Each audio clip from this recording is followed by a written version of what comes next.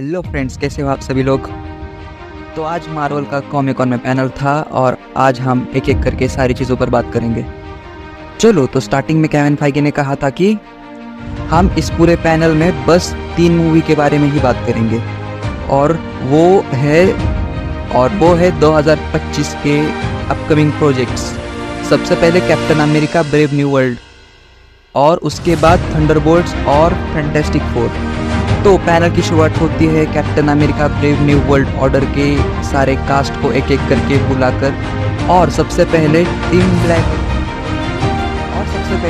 Black Nelson आए जो captain America brave new world में लीडर प्ले करते हैं। तो उन्होंने captain America brave new world के बारे में ये कहा कि वो पूरी कैप्टन अमेरिका विंटर सोल्जर की वाइब देगी।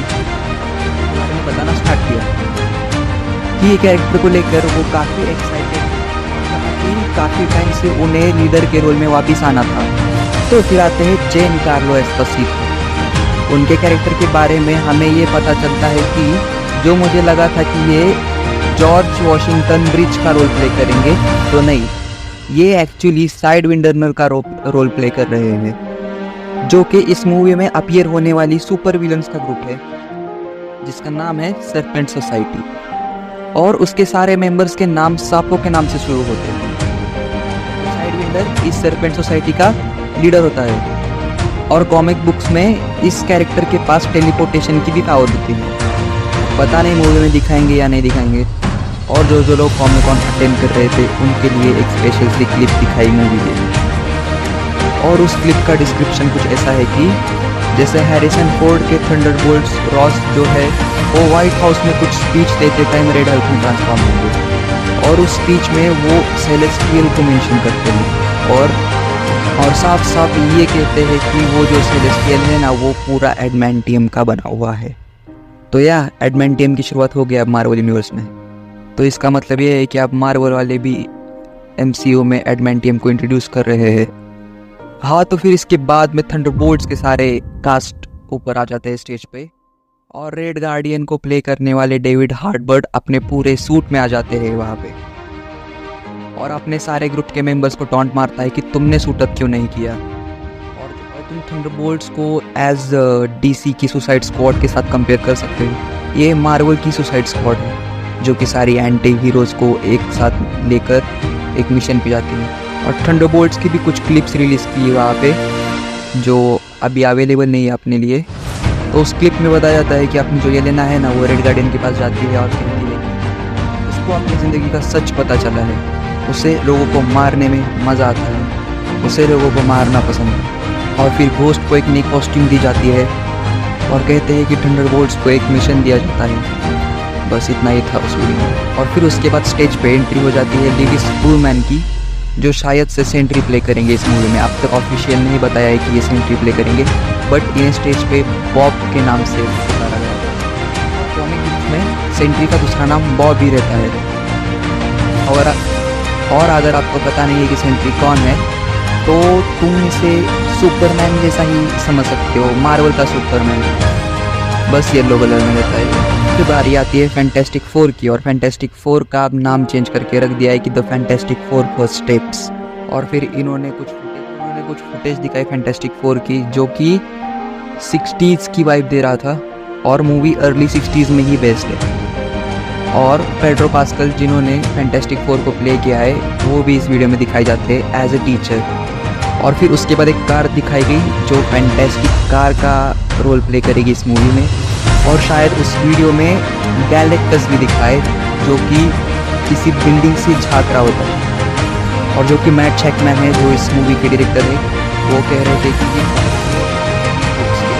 और हाँ, ये मूवी एक ऑल्टरनेट यूनिवर्स की स्टोरी है, अपने मेन मार्वल यूनिवर्स की नहीं है। और ये भी बताया कि ये फैंटास्टिक फोर अगली 2 एवेंजर्स मूवी में भी अपीयर होंगे। और फिर इसके बाद इन लोगों का टाइम भी अप हो जाता है, और केविन फाइगी ने जैसे बताया था कि बस 3 ही मूवी के बारे में हम बात करेंगे, तो काइंड ऑफ 3 मूवी के बारे में ये लोग बात करते हैं। और फिर उसके बाद रिवील होता है एलिफेंट इन द रूम। उन्होंने रूसो ब्रदर्स को स्टेज पे बुलाया और फिर उन्होंने कहा कि अगली 2 एवेंजर्स मूवी जो है वो रूसो ब्रदर्स डायरेक्ट करेंगे। और अगर आप आपको पता नहीं है कि रूसो ब्रदर्स कौन है, तो मैं बता देता हूँ कि एवेंजर्स एंड गेम और इन्फिनिटी वॉर इन्होंने ही डायरेक्ट करी है। और फिर उसके बाद उन्होंने मूवीज़ के अनाउंसमेंट शुरू कर दी, जैसे कि सबसे पहले एवेंजर्स सीक्रेट वॉर्स, उन्होंने उसका पूरा लोगो चेंज कर दिया है, मतलब अब वो बहुत ज़्यादा कॉमिक बुक एक्यूरेट लोगो लग रहा है सीक्रेट वॉर्स का, और कलर भी वैसे ही रखे गए हैं, और ये 2027 में रिलीज़ होगी। और फिर उन्होंने दूसरी मूवी अनाउंस की जो कि इस मूवी से पहले है, 2026 में ये रिलीज़ होगी, और इस मूवी का नाम है एवेंजर्स डूम्सडे। और इन्होंने डॉक्टर डूम के बारे में कुछ भी नहीं बताया, सीधे सीधे इन्होंने डायरेक्टली मूवी अनाउंस कर दी डूम्सडे की, और वहाँ सब लोग बैठे हुए शॉक थे। और उन्होंने ये चेंज किया क्योंकि जो जॉनथन मेजर्स है जो कैंग का रोल प्ले करते हैं एमसीयू में, उन पे कुछ तो एलिगेशंस लगे हैं और वो सच थे, इसीलिए अभी वो कैंग से पिवट मार के डॉक्टर डूम पे जा रहे हैं। और फिर उन्होंने एक्टर को अनाउंस किया, और मैं सिर्फ बताऊंगा नहीं, आप प्लीज़ ये वीडियो देख लीजिए। The greatest actor in the world to play that character. Okay, ladies and gentlemen, as proof of the unimaginable possibilities in the Marvel multi-universe, we give you the one person who could play Victor Von Doom.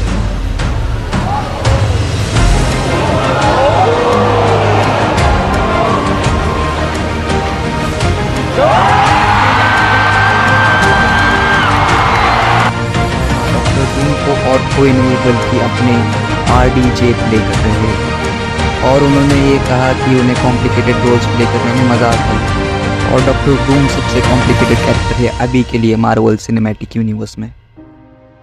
हाँ, तो अभी Marvel क्या करने की कोशिश कर रहा है, क्योंकि कॉमिक्स में डॉक्टर डूम एक पूरा अलग कैरेक्टर होता है और आयरन मैन एक पूरा अलग कैरेक्टर है, तो फिर ये क्या कर रहे हैं, जहाँ तक मुझे लगता है कि जैसे हमने देखा था पुरानी फैंटास्टिक फोर में, जैसे क्रिस इवांस ह्यूमन टॉर्च को प्ले कर रहे थे और अभी वो कैप्टन अमेरिका को प्ले कर रहे हैं, वो पूरे डिफरेंट कैरेक्टर है लेकिन चेहरा सेम है। तो ऐसा भी कुछ बता सकते हैं कि मल्टीवर्स में एक चेहरे के दो अलग अलग कैरेक्टर्स भी रहते हैं, या फिर ये किसी दूसरे यूनिवर्स का आयरन मैन होगा जिसकी बचपन से ही कम्प्लीटली दूसरी स्टोरी रही होगी, इसीलिए फिर वो डॉक्टर डूम में कन्वर्ट हो गया, ये भी एक थ्योरी हो सकती है।